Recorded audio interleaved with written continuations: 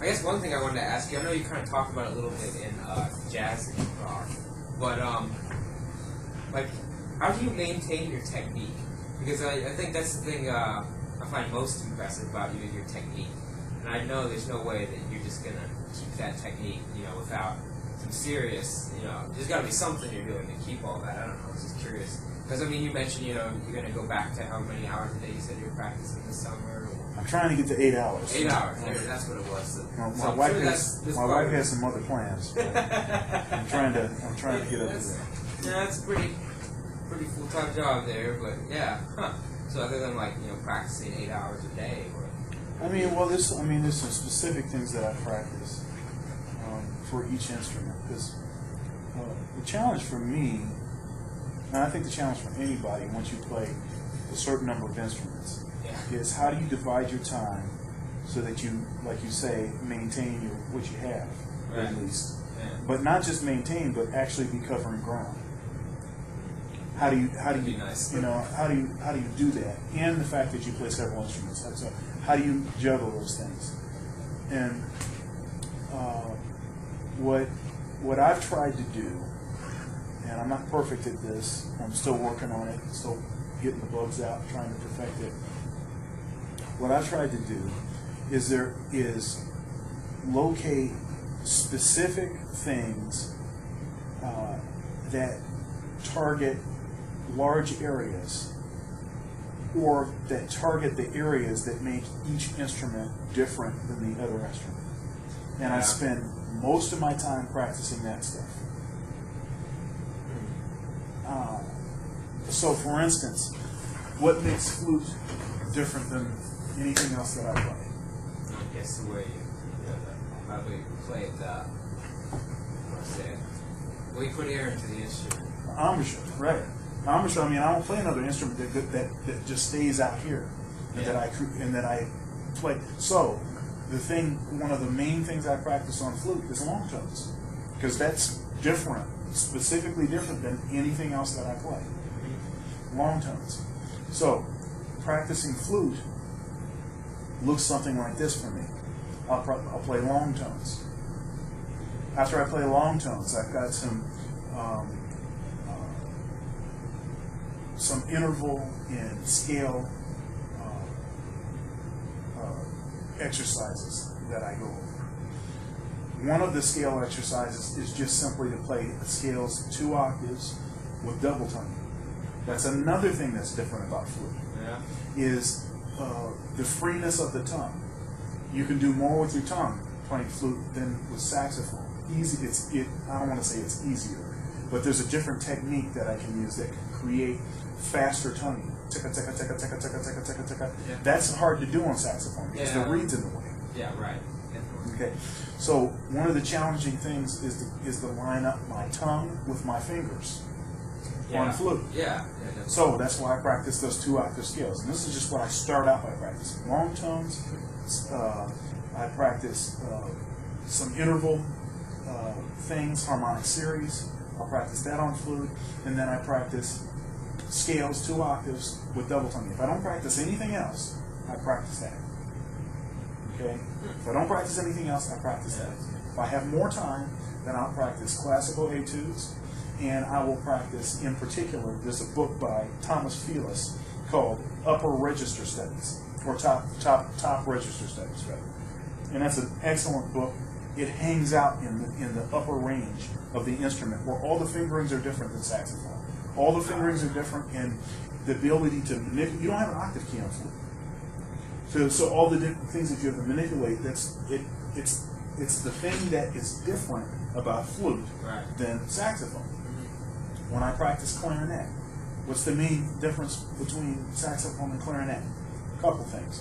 One thing, there's open holes on the clarinet. Actually, there's open holes on flute too, but there's open holes on the clarinet. So if my fingers aren't exactly in the center of the keys, I'm going to get squeaks, or the notes are just not going to come out. They're not going to respond. So, making sure that I'm keeping my fingers centered in the keys. What's another thing different from saxophone and clarinet? Another thing that's different is that as opposed to the embouchure being out this way, the embouchure is down this way. So I'm making sure that I'm holding the instrument correctly. and really pushing from the stomach. One thing that saxophone players get away with a lot of times, that only play saxophone and don't play other instruments, is a lot of times saxophone players don't really fully support their sound. Yeah. You can't get away with that on clarinet. You can't get away with it because of the nature of the instrument. It just does not allow you to do that. You're not going to get a good sound if you do not really support the sound. Huh. Okay, so I'm really focusing on focusing my sound, supporting my sound. I'm really pushing from my stomach. I'm trying to set up straight all the things that you're supposed to do. Yeah. Another thing that's different about clarinet. On clarinet, you're not supposed to slide with your pinkies. You're not on saxophone. You have rollers on your pinkies. Yeah. You're supposed to slide. In clarinet, you're not supposed to slide. So a lot of doublers, saxophone players, they play clarinet and they're approaching it like a saxophone. So they're sliding around. You're not supposed to do that. So what I practice a lot of on clarinet is scales and thirds, because scales and thirds, if you're forcing yourself to use the right pinkies, forces you to be aware of what's supposed to be happening. Yeah. If I have more time on clarinet, then I will also, a great thing to practice is the Charlie Parker Omni book, the B-flat book, because it's in clarinet range, and because Charlie Parker didn't play clarinet, so he plays all kind of stuff that a clarinet player wouldn't play. Right. So which is difficult to play. Right. In other words, a lot, especially particularly with the switching back and forth between pinkies. When I'm practicing saxophone, I tend to practice most of the sophisticated and challenging harmonic stuff. Right. Okay. So I'll take a 2/5 or a turnaround, and I will work it out in every key. I will take a particular scale or a particular pattern, play the 6 ways to play the pattern. I will work on symmetrical intervals or alternating symmetrical intervals, alternating between all kinds of different intervals for intonations. I will play scales in thirds and fourths and fifths and sixths, all kinds of different scales. If I feel like I'm starting to have some problem articulating, then I'll go back and I'll work on different specific articulation things. Sunny Stitt articulation, we talked about that. That's something that I work on. I'll take a tune and I will play it at a medium tempo, and I'll work it all the way from the medium tempo up to like 400 with Band in a Box. And then I'll go back from 400 back into the tempo that I'm aiming for. If I'm playing giant steps, for instance, I might start practicing giant steps at 200. Then I go up to about 400, and then I go back down incrementally until I get back down into 300. And then 300 sounds slow. Yeah. It seems slow because it's all psychological. As far as saxophone, I don't practice the same saxophone every day. I play the same saxophone every day because I have all you students, and I play the saxophone that you guys bring in here. Right. Okay, I do that on purpose because I want to make sure that I am playing the other instruments. Right. Not just spending time practicing them, but actually spending time playing them. Okay. Okay.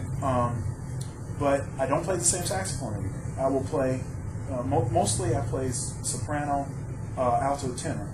Not in that order. I mean, I'm mostly going to alternate between alto and tenor. And I'll put soprano in there.